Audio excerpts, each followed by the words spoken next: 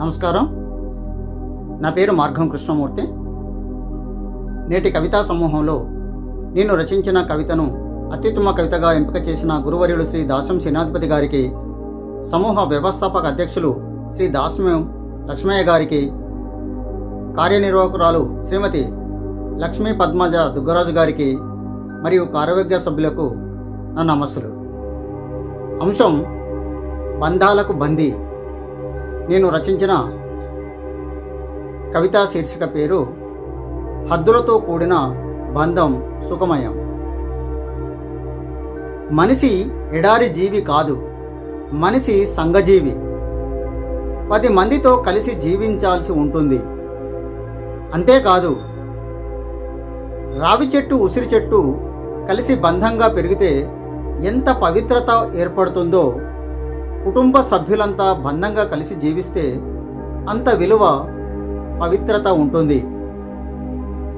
తరువులకు భూమి ఎంత ముఖ్యమో, చెరువుకు నేల ఎంత ముఖ్యమో, మేఘాలకు తరువులు చెరువులు ఎంత ముఖ్యమో, మనిషి మరో మనిషి తోడు అంతే ముఖ్యం. శిశువు బొడ్డు పేగుతో కలిసి జన్మిస్తుంది. తప్పని పరిస్థితిలో డాక్టర్ బొడ్డు తాడు కత్తిరిస్తాడు. కానీ జీన్స్ రుధిరంతోనే శిశువులోకి ప్రవేశిస్తాయి. అలా రక్త సంబంధాలు ఏర్పడతాయి. ఆలు మగలతో బంధువులతో బంధాలు ఏర్పడు. ఋతువులకు తరువులకు, పంచభూతాలకు, పంచేంద్రియాలకు రుధిర సంబంధాలు ఉండకపోవచ్చు.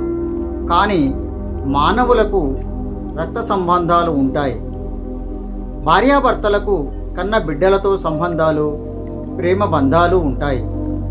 అయితే బంధాలకు కొన్ని హద్దులు ఉండాలి.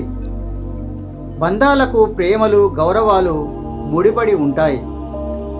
బంధాలు వ్యక్తి స్వేచ్ఛను బందీ చేస్తాయి. మనిషి ఎదుగుదలను నిలిపివేస్తాయి. దేశాన్ని విడిచి ఉద్యోగాలు చేయలేరు. బంధాలతో బందీ అవుతే వారు గతించినచో తట్టుకొని బ్రతకడం చాలా కష్టం అవుతుంది. బంధాలు, అనుబంధాలు, రక్త సంబంధాలు ఉండాలి.